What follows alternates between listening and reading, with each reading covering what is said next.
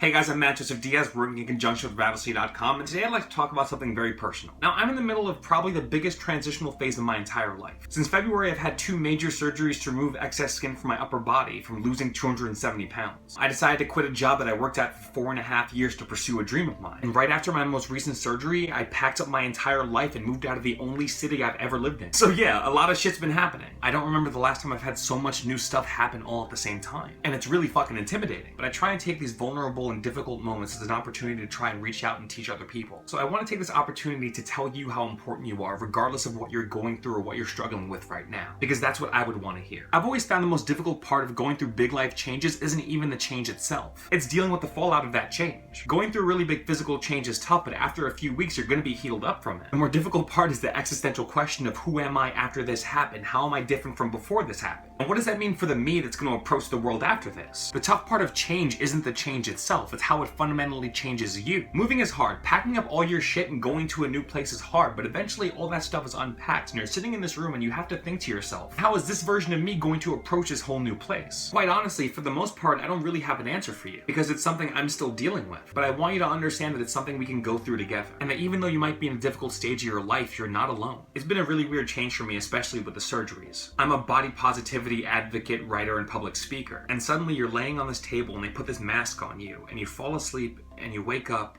and your body is totally different. And eventually you ask yourself, how has my self-esteem changed because of this? Because you're swollen and everything fucking hurts and it's hard to move. Can I be body positive and still go through this difficult time? And the answer is yes, because even though we all go through shifts in confidence, positive self-image is something that's a constant. You can feel insecure about yourself for a couple days or a couple weeks or even a couple months. But as long as you continue to tell yourself you have value as you are, then you're body positive. And I've been thinking about this so much, especially with my second surgery, because I expected to have a better grasp of it going in. But in reality, I was still dealing with the fallout of the first surgery, so when I went in for the second one and I woke up, it just kind of piled it on top of everything else. It was way harder the second time, which I didn't expect at all. But I do want to share one thing with you because I realized something that made it a lot easier for me, even though I'm still having a hard time. When big changes happen in our lives, when you lose someone, when you make a big change in your job or work or your appearance, you have this tendency to look at how it affects you in the scope of who you've been up to this point. But the big mistake we make after these huge changes come to us is trying to be who we were before they happened. For example, before my first procedure, I was still a pretty positive and generally confident guy. But after my surgery, my confidence was shaken and I was having a hard time and I was trying to get back to who I was before that happened to me. But you can't do that. Humans don't regress that way. I can't be who I was before the surgery because that surgery changed me. I experienced new things. I learned new things. I felt a lot of really painful new things. But what you have to realize, and I'm going to say this slowly because I really want you to think about it and I really want you to feel it. You don't have to be who you were before something big happened in order to still be valuable. Things can change you and the person you are after those changes happen still has worth. Just because something difficult or new or terrible happened that changed you doesn't make you less valuable than who you were before that happened. It just makes you different and you can't equate different with worse. It's all just the process. Being human is a process and it's not about discovering who you are or becoming who you are. It's about building and creating who you are. Because everything that happens in your life, every person you meet, every hardship you go through is going to change you. And you can't grasp or hold on to a certain version of yourself before something happened because you want to be that again. Regardless of what changes you, regardless of what makes you different, you are so worth caring for. And you can't let the way of the world trick or convince you into believing that this version of you has no value. I believe that human beings are naturally a lot more resilient than we give them credit for. But you have to believe and know that about yourself, and you have to accept that these changes are going to happen. It's just a natural part of existence. What you do have control over, though, is how you approach these things when they come to you. Turn them into a learning experience. Turn them into a story you can tell someone someday to try and make them better. You can and will live through so much, and I know it doesn't feel like it sometimes. But there's great strength inside of you, and it comes out in the moments you need it most. You can do this.